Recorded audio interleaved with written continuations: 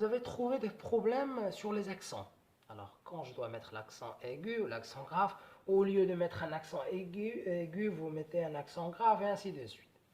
Alors, c'est pour cela que j'ai décidé de vous faire une leçon sur les accents. Très bien. Alors, comme vous connaissez, en français, on a trois types d'accents. On a l'accent aigu, l'accent grave et l'accent circonflexe. Très bien. Alors, ces accents, ils ont un rôle un peu particulier ou font en sorte qu'on prononce d'une façon particulière. Alors, comme je dis, tout d'abord, on va voir l'accent aigu. L'accent aigu. Alors, l'accent aigu, on le retrouve que sur le E. Alors, on ne peut pas trouver l'accent aigu sur une autre voyelle, à part le E, comme éléphant. Et regardez ce mot, hétérogénéité. Hétérogénéité. Vous pouvez chercher ce mot dans le dictionnaire. Très bien. Alors, quand je dois mettre l'accent aigu? Alors, suivez avec moi pour comprendre.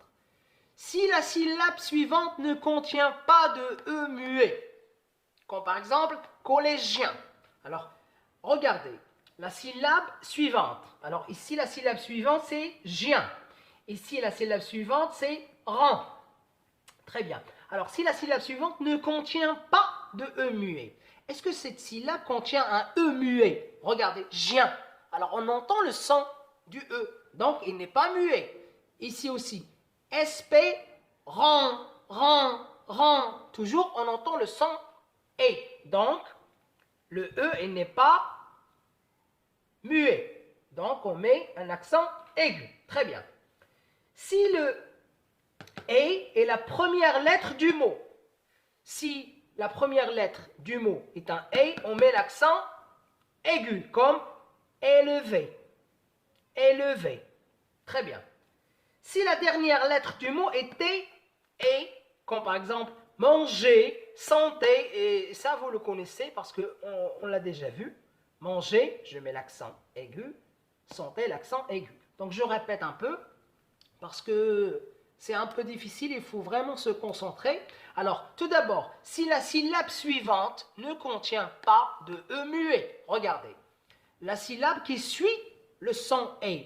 Alors, j'ai collé le son. Alors, après la syllabe suivante, est-ce qu'il contient un E muet? Non, gien. Alors, on entend le son E. Espérant, on entend le son E. Très bien.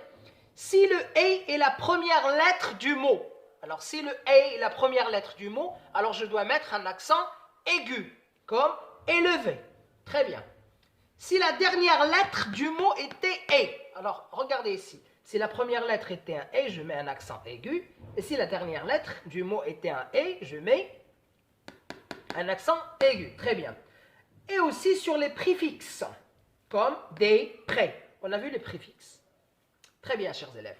Alors maintenant, on va voir l'accent grave et quand je dois mettre l'accent grave. Très bien, comme on a dit, on va voir l'accent grave. Alors, quand je dois mettre un accent grave. Très bien. Alors, quand le E précède une syllabe finale avec un son ou un E muet, comme par exemple fier. Alors, le E ici, il est muet. Fier. Alors, quand le E final est muet, je mets un accent grave. Quand le E précède une syllabe finale. Alors, dans cette syllabe, qui est normalement re, le E ici, il est muet. Donc, je dois mettre un accent grave, comme collège. Regardez, il est grave. Fier. Collège, chèque, toujours, le E ici, il est muet. Et ici aussi. Très bien. Alors, quand le E précède un S final d'un mot, mais ici, il faut faire très attention. On ne parle pas ici du pluriel. Il faut faire très attention. C'est bon? Alors, quand le E précède un S final d'un mot, comme par exemple un progrès, je répète, le SCCD ne veut pas dire que ce mot il est au pluriel. Le congrès, idem, très. Et ainsi de suite, il y en a beaucoup. Très bien. Alors l'accent grave, on peut le trouver sur le A, comme sur le U, et sur le E. On vient de le voir. Alors pourquoi on met un accent grave au-dessus du A et du U? Alors regardez ici. Alors le A avec un accent grave est le verbe avoir. A. Il se prononce de la même façon. A, A. Mais pour différencier entre la préposition A et le verbe avoir, A, conjugué au présent, troisième personne du singulier, on met un accent grave.